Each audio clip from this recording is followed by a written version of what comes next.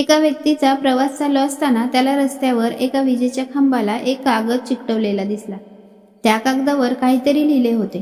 त्यात लिहिले होते, काल या रस्त्याने जात असताना माझे 50 रुपये कुठेतरी पडले, मला नीट दिसत नाही, कृपया जर कोणाला या रस्त्यावर 50 रुपये सापडले असतील तर कृपया या पत्त्यावर आणून द्यावेत। तो पत्ता वाचून त्या व्यक्तीच्या मनात त्या ठिकाणी जावेसे वाटले। त्याने पत्ता लक्षात ठेवला आणि तिकडे निघाला। त्या पत्त्यावर पोहोचल्यानंतर त्याने हाक मारली। काही वेळाने गल्लीतल्या शेवटच्या टोकाला असलेल्या एका झोपडीमधून काठीच्या साह्याने एक वृद्ध महिला बाहेर आली। त्या व्यक्तीला समजले की ती वृद्ध तिथे एकटीच राहते।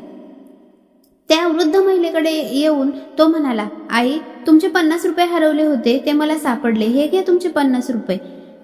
हे ऐकून वृद्ध महिलेच्या डोळ्यात अश्रू उभे राहिले आणि ती भावुक होऊन रडू लागली। त्या व्यक्तीचे बोलणे ऐकून वृद्ध महिला रडू लागली आणि म्हणाली, बाळा, कालपासून आतापर्यंत जवळपास 20-25 लोक मला 50 रुपये देऊन गेले आहेत। मला नीट दिसत नाही, मला वाचता लिहिता पण येत नाही।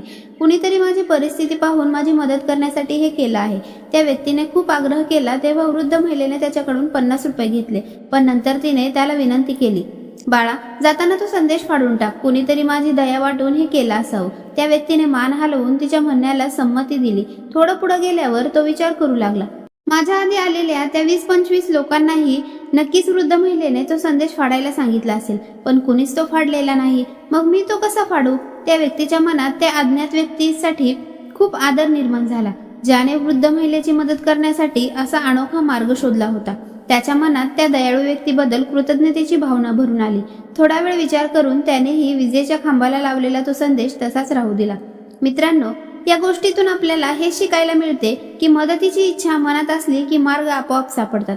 खरं मनापासून कोणाची मदत करायची असेल तर कुठल्याही स्वरूपात आपण गरजूंची सेवा करू शकतो। म्हणतात ना, करम तेरे अच्छे है तो किस्मत तेरी दासी है, नियत तेरी अच्छी है तो घर में मथुरा काशी है।